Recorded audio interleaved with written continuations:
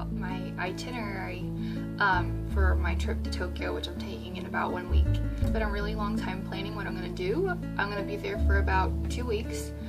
2 of those days though will be just traveling and then arriving there at night because of the time difference between Texas and Tokyo. One thing that I've done to try to make sure that while I'm there I really make the best use of my time, because if you know anything about traveling to Tokyo in Japan, it's incredibly expensive. So I want to make the best use of my time there. So I made a binder. You see it's Hello Kitty. Hello Kitty. And this just has my my airplane itinerary, the hotels I'll be staying at, because there's 3 of them I'm going to stay at while I'm there, and the things I want to do. So, and I'm not type A at all. This is an incredibly type A thing to do, but I'm not type A in any way, shape, or form.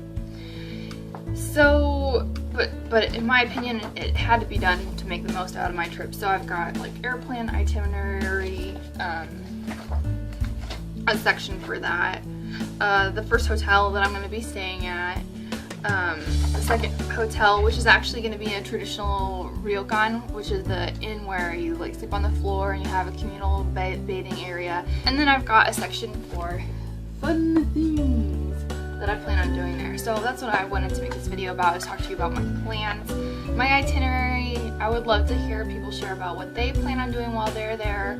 I want to make a blog before I go and with all of my plans, and then afterwards, kind of when I come back, reassess, did I do everything I had planned to do, and was it everything I wanted it to be? So first thing in my itinerary that I wanted to do was go to Tokyo Disney Sea.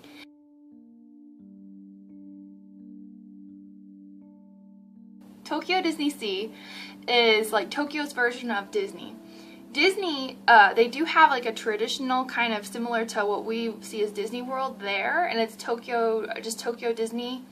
But Tokyo Disney Sea is supposed to be more, it looks like revolved around the ocean, and it's something very different than what we have here in the States. So I want to specifically see Tokyo Disney Sea.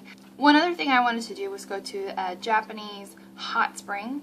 My only concern is that I have a tattoo, one tattoo on my lower hip, and it's just a flower. It's nothing inflammatory. From everything that I've read, the Japanese are not very understanding of tattoos. They a lot of times feel like tattoos are a sign that you're either really stupid because you shouldn't be cutting into your body, or that it's a Yakuza thing. My husband's going with me. He has a tattoo down here and it's Japanese letters.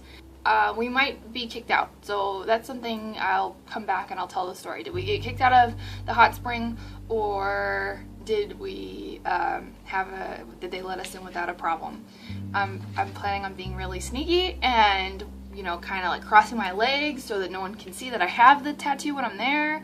I also plan on putting a band-aid on his arm to cover up his tattoo, or possibly even, like, I'm even thinking about resorting to getting stage makeup and putting it on there, and just so to get him in and see how it goes. Another thing I suggest for you planning your itinerary in Tokyo is to look on websites for festivals, especially if you're going to be during the summer.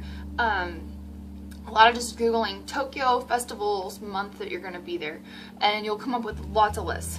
For some reason, the week that we're going, the first 2 weeks of July, there's not a lot that I've been able to find.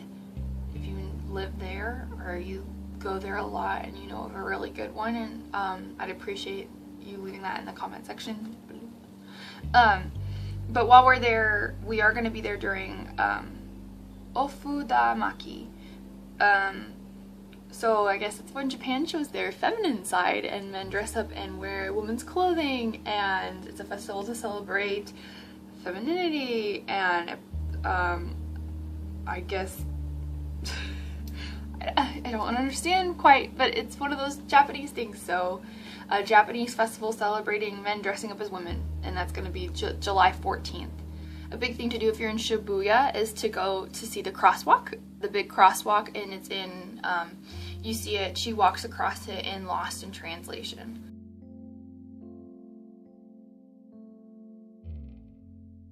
If you also are like, if you like the movie Kill Bill and you want to see things specifically from Kill Bill, you can Google Kill Bill like Japan tour or things to do in Japan Kill Bill. I did the same thing because I'm obsessed with Lost in Translation.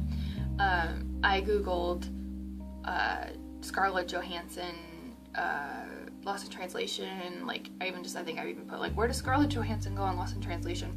So that reminded me of that big crosswalk. So I plan on doing that when I'm there.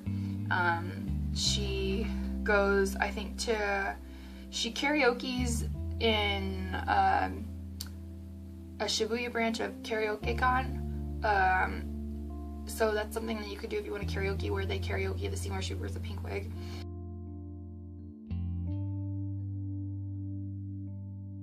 They also stay in the Park Hyatt Hotel, which you can go in and tour. I would really like to swim there, but I'm not staying in that hotel. So if you have like a way to swim at that hotel but not stay there, let me know, because that would be really great. One other thing that I plan on doing there is there's a robot restaurant. If you Google Tokyo robot restaurant, and there's a really cool restaurant where it's like bikini babes, like little, Japanese bikini babes, and they dance, and there's like lights everywhere, like holy crap, like lights. These bikini babes get into like robots of larger bikini babes. Incredibly weird Japan, like I want to do it so bad. Only suggestion I have is, some people, they like to have every single day accounted for, and I prefer not to work that way, but I did, my husband's the same way, but I did tell him, because this is the first time he's traveling overseas, and I think the longest flight he's ever been on was 4 hours. Our flight just to Japan is going to be 13 hours, and we have a flight to from Dallas to Chicago. It's going to be about 3 hours. So he's not experienced jet lag in like any way, shape, or form. And we're gonna get there at night, so we'll either have a ton of energy or we're gonna be wiped out. I know that a big thing is when you get there, you keep moving though until it's like a decent time to go to bed. Like you're going to bed between 7 and 10 o'clock, and you go to bed when they would go to bed. You don't try to, you don't take a nap or anything like that. You're supposed to keep pushing through. So I know that we'll probably just maybe get a pass and go all around Tokyo and just do everything we can to stay wide awake. One tip I learned too was that you can abstain from caffeine probably for the first, if you can, hold out that long, a week before you go. And then when you get there, you wait that first full day and you push through, and probably around 3 or 4 o'clock when you start to feel really bizarre because you're about to pass out because you're so tired, you go and get an espresso from Starbucks or wherever, and then use that to kind of just push you forward through the rest of the day, because your body's not used to caffeine, so it would be like an extreme shock, like dunking yourself in cold water.